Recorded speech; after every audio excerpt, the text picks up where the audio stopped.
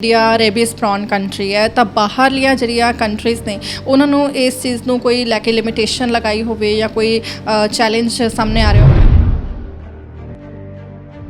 ਵੀ make sure ਕਿ ਸਾਡੀ vaccination up to date ਹੋਵੇ ਤੇ ਜਿਹੜੀਆਂ ਕੰਟਰੀਜ਼ ਟਾਈਟਰ ਦੀ ਡਿਮਾਂਡ ਕਰਦੀਆਂ ਨੇ ਅਸੀਂ ਉਹਨੂੰ ਪੂਰੀ ਕਰਕੇ ਉਹਦੇ ਬਾਅਦ ਹੀ ਡੌਗ ਟਰੈਵਲ ਕਰਾਉਂਦੇ ਆ। ਬਿੱਲੀਆਂ ਲਈ ਚਿੜੀਆਂ ਲਈ ਤੁਸੀਂ ਸਾਰੇ ਆਪਣੇ ਪੈਟਸ ਆਪਣੇ ਨਾਲ ਲੈ ਕੇ ਜਾ ਸਕਦੇ ਹੋ, ਉਹਨਾਂ ਨੂੰ ਪਿੱਛੇ ਛੱਡਣ ਦੀ ਲੋੜ ਨਹੀਂ।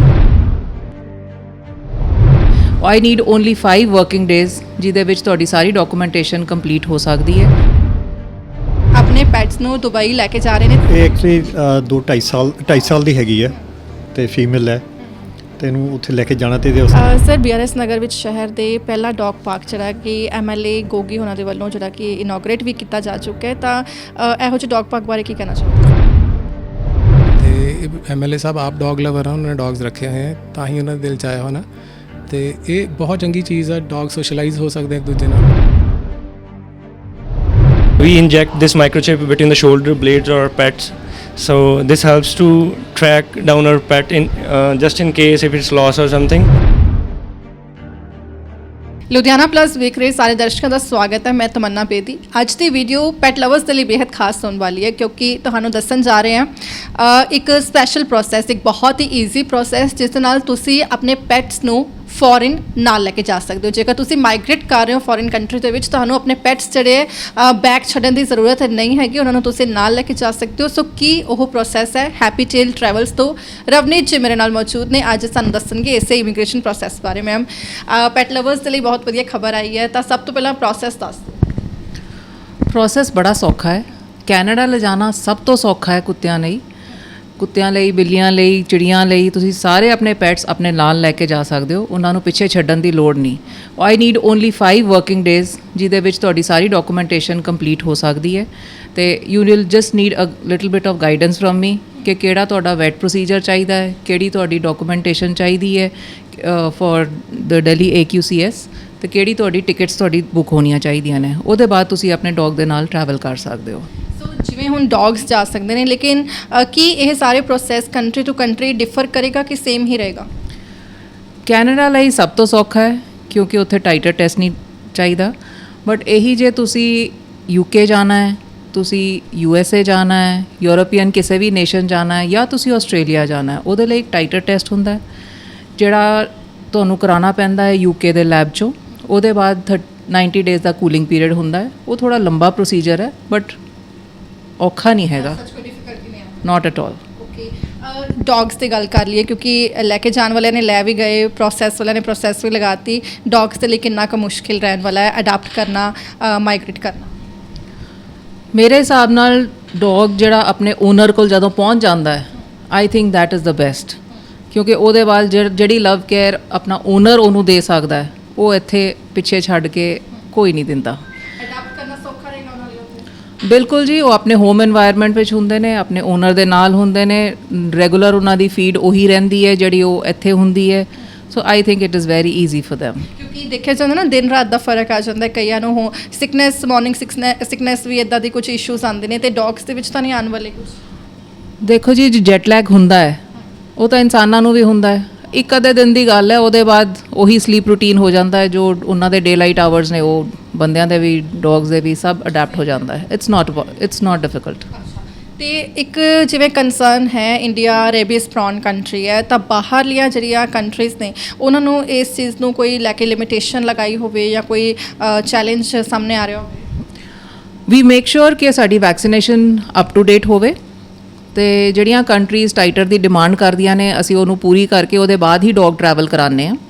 ਤੇ ਜਿਵੇਂ ਆਸਟ੍ਰੇਲੀਆ ਹੈ which is very particular about their flora fauna, ਅਸੀਂ ਉੱਥੇ ਪੂਰੀ ਕੁਆਰੰਟੀਨ ਦੀ ਫੈਸਿਲਿਟੀ 3rd ਕੰਟਰੀ 'ਚ ਕਰਾ ਕੇ ਉਹਦੇ ਬਾਅਦ ਪੈਟ ਨੂੰ ਟਰੈਵਲ ਕਰਦੇ ਹਾਂ। ਉਹ ਥੋੜ੍ਹਾ ਲੰਬਾ ਆਲਮੋਸਟ 1 ਈਅਰ ਦਾ ਪ੍ਰੋਸੈਸ ਹੈ but nothing is impossible in reuniting a pet with the owner.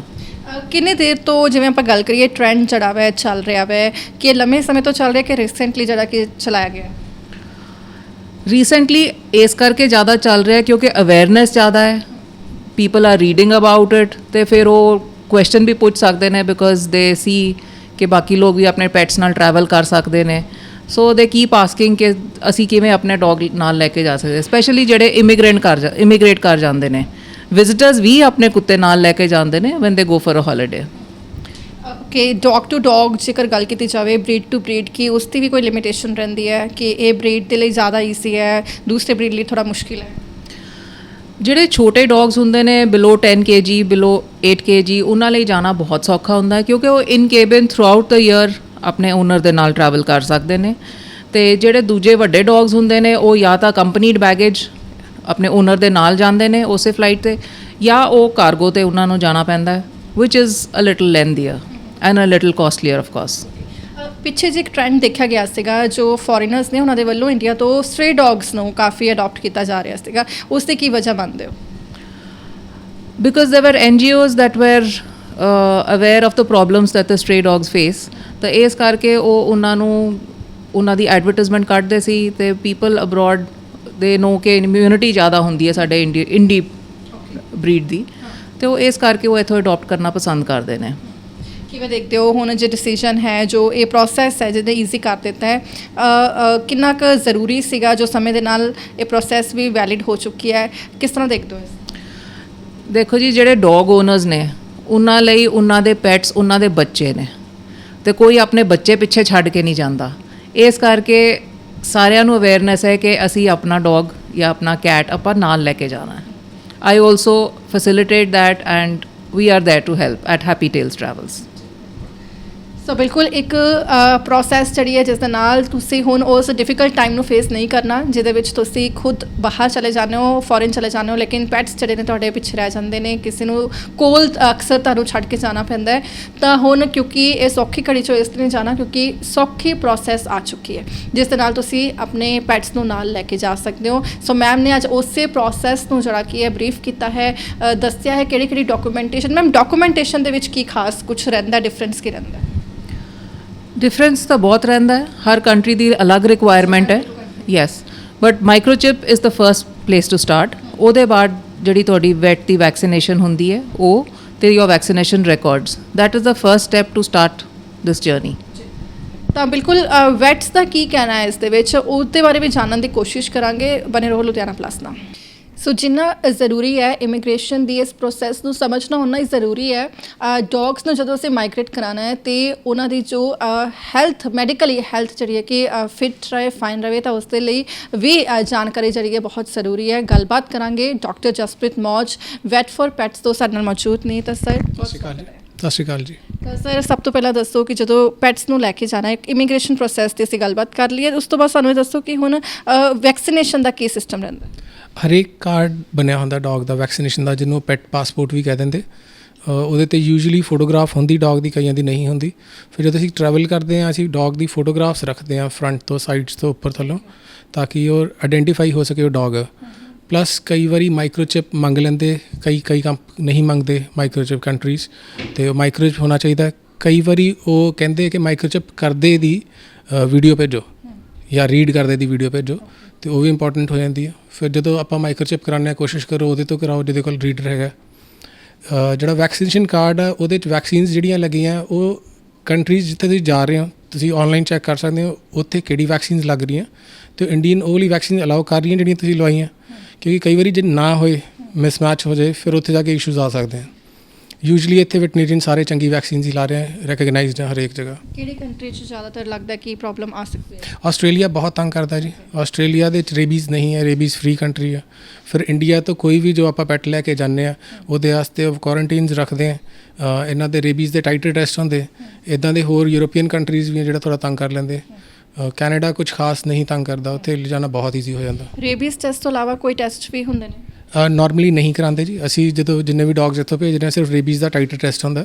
ਉਹ ਜੇ ਆਪਣੀ ਵੈਕਸੀਨ ਕੀਤੀ ਹੋਏ ਉਹਦੇ ਕੁਛ ਮਹੀਨੇ ਬਾਅਦ ਅਸੀਂ ਸੈਂਪਲ ਲੈ ਕੇ ਭੇਜ ਦਿੰਦੇ ਹਾਂ। ਉਹ ਸੈਂਪਲ ਦੀ ਰਿਪੋਰਟ ਵਿਦਿਨ ਅ ਮੰਥ ਆ ਜਾਂਦੀ ਹੈ। ਉਹਦੇ 90 ਡੇਜ਼ 'ਚ ਅਸੀਂ ਟਰੈਵਲ ਕਰਾ ਸਕਦੇ ਹਾਂ ਡੌਗ ਨੂੰ। ਡੌਗ ਜਦੋਂ ਮਾਈਗ੍ਰੇਟ ਕਰਦਾ ਹੈ ਅਕਸਰ ਦੇਖਿਆ ਜਾ ਸਕਦਾ ਹੈ ਕਿ ਜੋ ਇਨਵਾਇਰਮੈਂਟ ਹੈ ਉਹ ਓਬਵੀਅਸਲੀ ਚੇਂਜ ਹੋ ਜਾਂਦਾ ਹੈ, ਅਤੇ ਕੀ ਉਸ ਦਾ ਕੋਈ ਸਾਈਡ ਇਫੈਕਟ ਵੀ ਆਉਂਦਾ ਹੈ ਡਿਊਰਿੰਗ ਟਰੈਵਲ? ਡਿਊਰਿੰਗ ਟਰੈਵਲ ਕਈ ਡੌਗਸ ਤਾਂ ਬਹੁਤ ਇੰਜੋਏ ਕਰਦੇ ਹੈ, ਕਿਸੇ ਨੂੰ ਪ੍ਰੋਬਲਮ ਨਹੀਂ ਆਉਂਦੀ। ਉਹ ਅਸੀਂ ਨਾਰਮਲੀ ਜਿਹੜੇ ਸਾਡੇ ਕਲਾਇੰਟਸ ਜਾ ਰਹੇ ਹੁੰਦੇ ਉਹਨਾਂ ਨੂੰ ਦੱਸਦੇ ਹਾਂ ਵੀ ਜਿਹੜਾ ਕ੍ਰੇਟ ਤੁਸੀਂ ਲੈ ਕੇ ਜਾ ਰਹੇ ਹੋ ਤੁਸੀਂ ਯੂਜ਼ ਟੂ ਕਰੋ ਡੌਗ ਨੂੰ ਉਹਦੇ। ਤੁਸੀਂ ਉਹਦੇ ਕਮਰੇ ਜਿੱਥੇ ਰੱਖਿਆ ਹੋਇਆ ਡੌਗ ਨੂੰ ਉੱਥੇ ਕ੍ਰੇਟ ਰੱਖ ਲਿਆ ਕਿ ਉਹਨੂੰ ਪਤਾ ਲੱਗੇ ਕਿ ਮੇਰੀ ਚੀਜ਼ ਆ, ਉਹਦੇ ਜਿਹਦੇ ਟੋਇਜ਼ ਰੱਖ ਤੇ ਖਾਣਾ ਵੀ ਆਫਰ ਕਰ ਸਕਦੇ ਆ ਉਹਦੇ 'ਚ। ਉਹ ਸਾਰਾ ਕੁਝ ਕਰਨਾ ਹੈ ਕਿ ਵੀ ਉਹ ਡੌਗ ਯੂਜ਼ ਟੂ ਹੋ ਜਾਏ ਉਸ ਕ੍ਰੇਟ ਨੂੰ ਅਤੇ ਉਹ ਟਰੈਵਲ ਕਰਦੇ ਹੋਏ ਤੰਗ ਨਹੀਂ ਕਰਦੇ।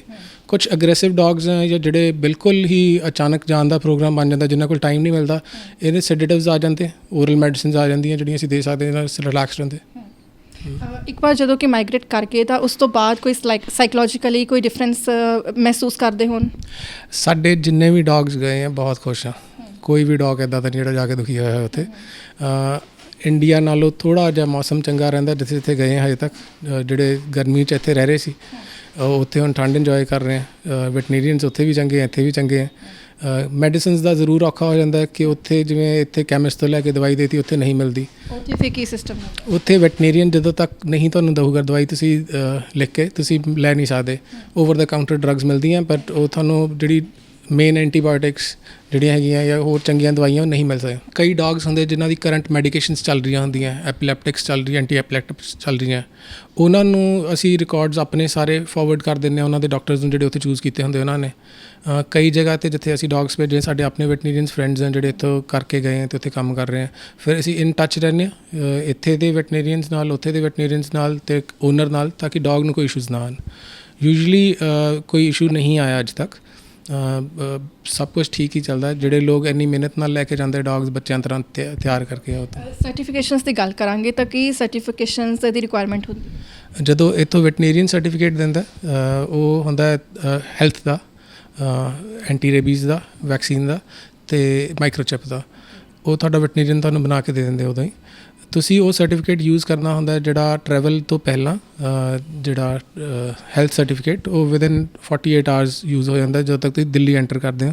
ਦਿੱਲੀ ਕੁਆਰੰਟਾਈਨ ਸਰਟੀਫਿਕੇਟ ਤੁਹਾਡਾ 10 ਕੁ ਦਿਨ ਚੱਲ ਜਾਂਦਾ ਅਤੇ ਉਹ ਟਰੈਵਲ ਹੋਣ ਤੋਂ ਪਹਿਲਾਂ ਤੁਹਾਡਾ ਡੌਗ ਹੈਲਦੀ ਹੋਣਾ ਚਾਹੀਦਾ ਅਤੇ ਉਹ ਬਣ ਜਾਂਦੇ ਸਰਟੀਫਿਕੇਟ, ਕੋਈ ਇਸ਼ੂ ਨਹੀਂ ਹੁੰਦਾ। ਪੂਰੇ ਕੰਪਲੀਟ ਪ੍ਰੋਸੈਸ ਦੀ ਗੱਲ ਕੀਤੀ ਜਾਵੇ, ਸਰਟੀਫਿਕੇਸ਼ਨ, ਵੈਕਸੀਨੇਸ਼ਨ, ਕੰਪਲੀਟ ਪ੍ਰੋਸੈਸ ਕਿੰਨਾ ਟਾਈਮ ਕੰਜ਼ਿਊਮਿੰਗ? ਵੈਕਸੀਨੇਸ਼ਨ ਤਾਂ ਈਅਰਲੀ ਵੈਕਸੀਨੇਸ਼ਨ ਹੁੰਦੀ ਹੈ, ਉਹ ਤਾਂ ਡੌਗ ਦੇ ਏਜ ਦੇ ਹਿਸਾਬ ਨਾਲ ਚੱਲ ਹੀ ਰਹੀ ਹੁੰਦੀ। ਜਿਹੜਾ ਸਰਟੀਫਿਕੇਸ਼ਨ ਹੁਣ ਮਾਈਕਰੋਚਿਪ ਨੂੰ 1 ਮਿੰਟ ਵੀ ਨਹੀਂ ਲੱਗਦਾ। ਵੈਕਸੀਨ ਦਾ ਸਰਟੀਫਿਕੇਟ ਨਾਲ ਨੂੰ ਤਾਂ ਉਸੇ ਟਾਈਮ ਨਾਲ ਹੀ ਬਣ ਜਾਂਦਾ, ਰਿਕਾਰਡ ਚੈੱਕ ਕਰਨੇ 'ਤੇ ਕਰ ਦਿੰਦੇ। ਹੈਲਥ ਦਾ ਸਰਟੀਫਿਕੇਟ ਵੀ 1 ਮਿੰਟ 'ਚ ਬਣ ਜਾਂਦਾ। ਅਤੇ ਉਹ ਤੁਸੀਂ ਸਿਰਫ ਟਾਈਮ ਲਾਈਨ ਆਪਣੀ ਸੈੱਟ ਕਰਨੀ ਹੈ ਕਿ ਤੁਸੀਂ ਜੇ ਸਪੋਜ਼ ਕਰੋ ਕਿਸੇ ਐਸੇ ਕੰਟਰੀ 'ਚ ਜਾ ਰਹੇ ਹੋ ਜਿੱਥੇ ਐਂਟੀ ਰੇਬੀਜ਼ ਦਾ ਤੁਹਾਨੂੰ ਟਾਈਟਰ ਦੀ ਲੋੜ, ਫਿਰ ਤੁਸੀਂ ਅਬਾਊਟ 90 ਡੇਜ਼ ਐਕਸਟਰਾ ਲੈ ਕੇ ਚੱਲਦੇ ਹੋ। ਤਾਂ ਐਨੀ ਮੈਸੇਜ ਫॉर ਪੈਟ ਲਵਰਸ ਇਸ ਪ੍ਰੋਸੈਸ ਦੇ ਨੂੰ ਲੈ ਕੇ ਕੁਝ ਸਪੈਸੀਫਿਕੇਸ਼ਨਸ ਦੇਣਾ ਚਾਹੁੰਦੇ ਹੋ, ਕੁਝ ਗਾਈਡ ਕਰਨਾ ਚਾਹੁੰਦੇ ਹੋ? ਜਿਹੜੇ ਲੈ ਕੇ ਜਾ ਰਹੇ ਹੋ ਬਹੁਤ ਚੰਗੇ ਬੰਦੇ ਜਿਹੜੇ ਛੱਡ ਕੇ ਨਹੀਂ ਜਾਂਦੇ ਇੱਥੇ। ਸਾਡੇ 2-3 ਫਰੈਂਡਸ ਹਨ ਜਿਹੜੇ ਅਡੋਪਟ ਕਰਦੇ ਨੇ ਡੌਗਸ। ਸਾਡੇ ਕੋਲ ਕਿੰਨੇ ਡੌਗਸ ਇੱਦਾਂ ਦੇ ਆ ਜਿਹੜੇ ਲੋਕ ਆਪ ਬਾਹਰ ਚੱਲ ਜਾਂਦੇ ਅਤੇ ਇੱਥੇ ਛੱਡ ਜਾਂਦੇ ਬਗੈਰ ਕਿਸੇ ਸਹਾਰੇ ਦੇ। ਕਈ ਆਪਣੇ ਫਰੈਂਡਸ ਨੂੰ ਅਡੋਪਟ ਕਰਾ ਜਾਂਦੇ, ਉਹ ਵੀ ਠੀਕ ਹੈ, ਅਸੀਂ ਸਮਝ ਸਕਦੇ ਹਾਂ ਪ੍ਰੋਬਲਮ ਹੈ। ਕਈ ਸੜਕਾਂ 'ਤੇ ਛੱਡ ਜਾਂਦੇ, ਉਹ ਬਹੁਤ ਗਲਤ ਹੈ।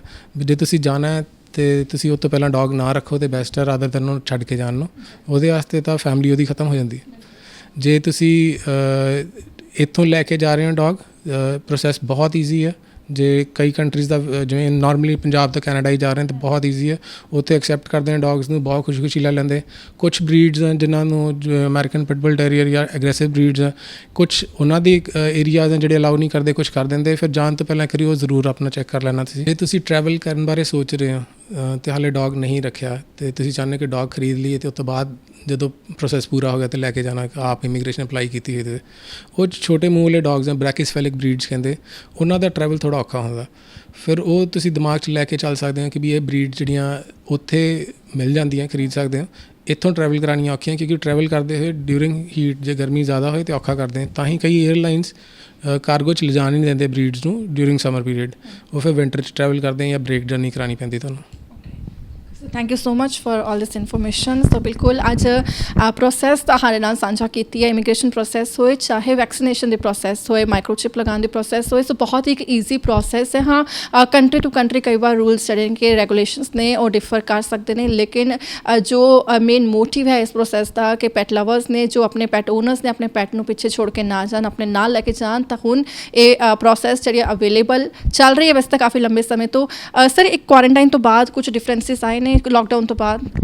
ਲਾਕਡਾਊਨ 'ਚ ਡੌਗਸ ਗਏ ਹੈ, ਈਜ਼ੀਲੀ ਗਏ ਹੈ, ਆਰਾਮ ਨਾਲ ਗਏ ਹੈ, ਉਹਨਾਂ ਦਾ ਕੋਈ ਕੋਵਿਡ ਨਾਲ ਕੋਈ ਰਿਲੇਸ਼ਨ ਨਹੀਂ ਹੋਇਆ ਨਾ। ਸੋ ਇੱਥੇ ਸਾਡੇ ਨਾਲ ਇੱਕ ਸ਼ਖਸ ਮੌਸਰ ਮੌਜੂਦ ਵੀ ਹੈਗੇ ਨੇ ਜੋ ਕਿ ਤੁਸੀਂ ਦੇਖ ਸਕਦੇ ਹੋ ਇੱਥੇ ਆਪਣੇ ਪੈਟਸ ਨੂੰ ਦੁਬਈ ਲੈ ਕੇ ਜਾ ਰਹੇ ਨੇ ਤੇ ਪ੍ਰੋਸੀਜਰ ਜਿਹੜਾ ਇਹੀ ਪ੍ਰੋਸੈਸ ਜਿਸ ਦੇ ਬਾਰੇ ਅੱਜ ਡਿਟੇਲ 'ਚ ਗੱਲਬਾਤ ਕੀਤੀ ਹੈ ਉਸੇ ਨੂੰ ਫੋਲੋ ਕਰਦੇ ਹੋਏ ਆਪਣੇ ਪੈਟਸ ਨੂੰ ਸਰ ਦੁਬਈ ਲੈ ਕੇ ਜਾ ਰਹੇ ਹੋ।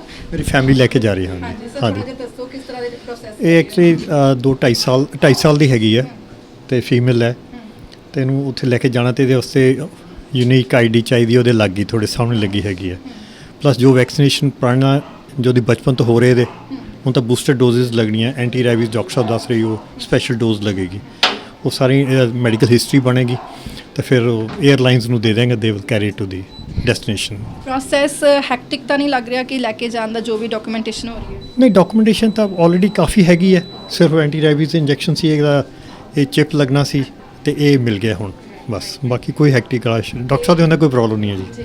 ਤੇ ਕਿੰਨਾ ਲਾਈਕ ਇਹ ਪ੍ਰੋਸੈਸ ਜਿਹੜੀ ਹੈ ਲੈ ਕੇ ਜਾ ਪਾਣਾ ਕਿਉਂਕਿ ਅਕਸਰ ਦੇਖੇ ਜਾਂਦੇ ਸੀ ਪਿੱਛੇ ਛੱਡ ਜਾਂਦੇ ਸੀਗੇ ਪਹਿਲਾਂ ਜਦੋਂ ਵੀ ਮਾਈਗ੍ਰੇਟ ਕਰਨਾ ਪੈਂਦਾ ਸੀ। ਜਿਸ ਤਰ੍ਹਾਂ ਜੀ ਵੀ ਜਿਹੜੇ 에ਅਰਲਾਈਨਸ ਦਾ ਖਰਚਾ ਥੋੜਾ ਜ਼ਿਆਦਾ ਹੁੰਦਾ ਹੈ ਕਿਉਂਕਿ ਉਹਨਾਂ ਸਪੈਸੀਫਾਈਡ ਹੁੰਦਾ ਵੀ ਇੰਨੇ ਇਸ ਸਾਈਜ਼ ਦਾ ਫਰੇਮ ਹੋਏਗਾ ਉਹਦੇ 'ਚ ਜਾਏਗਾ ਤਾਂ ਉਹਦਾ ਖਰਚਾ ਹੁੰਦਾ ਖਰਚੇ ਤੋਂ ਲੋਕ ਡਰਦੇ ਹੈਗੇ ਜਿਹਨੇ ਪਰ wife she is very attach to this she will take it. ਕਿੰਨਾ ਕਿ ਇਮੋਸ਼ਨਲ ਕਨੈਕਸ਼ਨ ਬਣ ਜਾਂਦਾ ਹੈ ਐਜ਼ ਅ ਫੈਮਿਲੀ ਮੈਂਬਰ ਹਾਂਜੀ ਫੈਮਿਲੀ ਮੈਂਬਰ ਦਾ ਜੋ ਤੁਸੀਂ ਪ੍ਰੇਮ ਪਿਆਰ ਕਰਦੇ ਹੋ ਇਹਨਾਂ ਨਾਲ ਜ਼ਿਆਦਾ ਕਰਨਾ ਪੈਂਦਾ ਬਿਕਾਜ਼ ਦੇ ਕਾਂਟ ਸਪੀਕ ਹਾਂਜੀ। ਤੇ ਕਿਵੇਂ ਬਾਈ ਨੇਚਰ ਕਿਸ ਤਰ੍ਹਾਂ ਹੈ breed? Very docile and very friendly ਹਾਂਜੀ। ਸੋ ਹੈਪੀ ਨੇ ਫੈਮਿਲੀ ਵਾਲੇ ਕੇ ਨਾਲ ਜਾ ਰਹੀ ਜੀ my wife is very happy I staying here my wife will going ਨੇ ਪੈਟਸ ਨੂੰ ਨਾਲ ਲੈ ਕੇ ਤੇ ਇਹ ਪ੍ਰੋਸੈਸ ਨੂੰ ਜ਼ਰੂਰ ਫੋਲੋ ਕਰੋ ਤੇ ਨਾਲ ਲੈ ਕੇ ਜਾਓ ਕਿਉਂਕਿ ਪਿੱਛੇ ਉਹਨਾਂ ਨੂੰ ਬਿਲਕੁਲ ਵੀ ਕਿਸੇ ਹੋਰ ਦੇ ਭਰੋਸੇ ਛੱਡ ਕੇ ਨਾ ਜਾਓ। ਬਾਕੀ ਖਬਰਾਂ ਲਈ ਤੁਸੀਂ ਬਣੇ ਰਹੋ ਲੁਧਿਆਣਾ ਪਲੱਸ ਦੇ ਨਾਲ।